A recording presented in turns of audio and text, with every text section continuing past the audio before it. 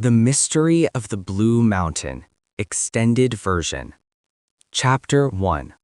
The Legend and the Quiet Village. Deep in the heart of the Green Valley, there was a village called Oakhaven. It was a peaceful place where everyone knew each other. But Oakhaven had a mystery that lasted for hundreds of years. Behind the village stood the Great Blue Mountain. The mountain was magnificent. During the day, it looked like any other mountain, covered in gray rocks and green trees. But when the clock struck 12 at night, something impossible happened. The peak started to glow with a soft, pulsing blue light. The children of the village grew up hearing stories. Old Mr. Holloway, the village librarian, used to say, "The mountain is alive. It breathes blue fire." The baker thought it was a giant sapphire, and the blacksmith believed it was an entrance to another world. Three inseparable friends, Sarah, Ben, and Lily, spent their afternoons at the edge of the village staring at the peak.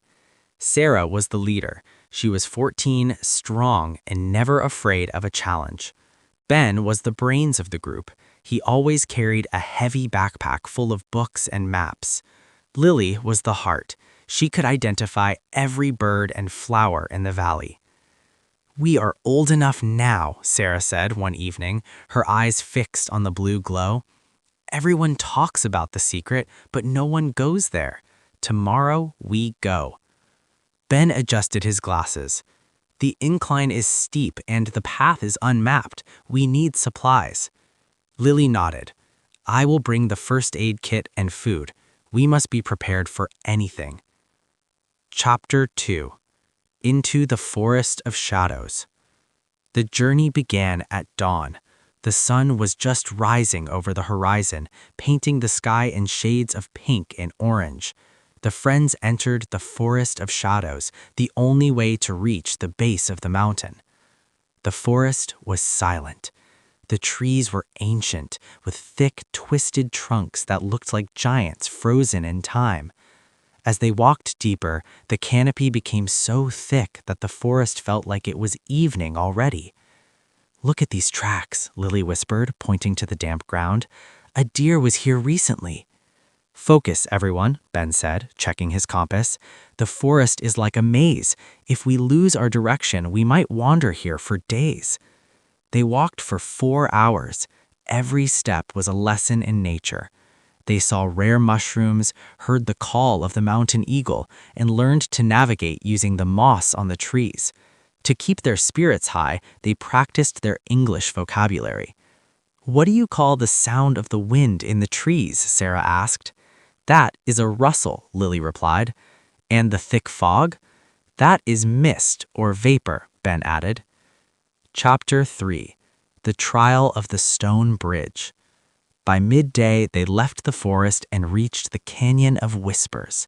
The wind here made a strange whistling sound as it passed through the rocks. In front of them was the only way across, a bridge made of ancient floating stones. The bridge was terrifying. Some stones were missing, and hundreds of feet below was a rushing river. "I don't think I can do this," Ben said, his legs shaking. Sarah took a deep breath. "We don't do this alone, Ben. We use the rope." She tied a sturdy climbing rope around a large rock, then around her waist. She stepped onto the first stone. It wobbled but stayed. She moved to the second, then the third. When she reached the middle, a strong gust of wind almost blew her off. "Hold the rope tight," Lily shouted. Sarah regained her balance and reached the other side. One by one, using the rope as a safety line, Ben and Lily crossed. They sat on the other side, hearts beating fast, realizing that their friendship was the strongest tool they had. Chapter 4. The Cave of Ancient Echoes. The climb became much steeper. The air was getting thinner, making it harder to breathe. Suddenly, a dark cloud moved over the sun and heavy rain began to fall. The rocks became slippery and dangerous. "There, a cave," Sarah pointed to an opening in the cliffside. They scrambled inside just as a thunderstorm began. The cave was deep and smelled of wet earth and old stone. As they dried their clothes by a small fire they built, Lily noticed carvings on the walls. "These are old drawings," Lily said, holding a flashlight. The drawings showed people pointing at the blue light. People have been trying to solve this mystery for a long time. "Hello," Ben shouted. "Hello, hello, hello," the cave screamed back. "It's a perfect echo," Ben explained. "The shape of this cave is like a bell. It amplifies the sound." They spent 2 hours in the cave, waiting for the storm to pass. They used this time to eat and rest. Sarah told stories of great explorers, while Ben explained the science of thunderstorms. They were cold, but their determination was burning bright. Chapter 5: The Field of Stars. The storm ended as quickly as it began. They stepped out of the cave and found themselves above the clouds. The view was breathtaking. They could see the entire valley, their tiny village, and the distant ocean. As they approached the final climb, they entered a hidden plateau. It was covered in strange silver-blue vegetation. There were no trees here, only thousands of small bell-shaped flowers. "The moonglow flowers," Lily gasped. "My grandmother told me about these. They only grow in places where the air is pure and the altitude is high." As the sun vanished and night took over, the flowers began to react. They didn't just glow, they seemed to pulse in a rhythmic way, like a heartbeat. "It's beautiful," Sarah said, "but look, the light is moving towards the top. The flowers are like a path." They followed the glowing trail, their boots crunching on the frost-covered ground. The blue light was now so bright that they didn't need their flashlights anymore. Chapter 6: The Heart of the Mountain. At exactly midnight, they reached the summit. The top of the mountain was a perfect circle, and in the center was a pool of water so clear it looked like glass. The phenomenon began.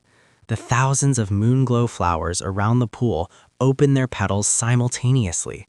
The blue light they emitted was captured by the water and reflected up into the sky. It created a pillar of blue light that reached the stars. "It's a natural mirror," Ben whispered, mesmerized. "The minerals in the water and the bioluminescence of the flowers create a reaction. It's not magic, it's a miracle of biology." "But it feels like magic," Lily said, tears in her eyes.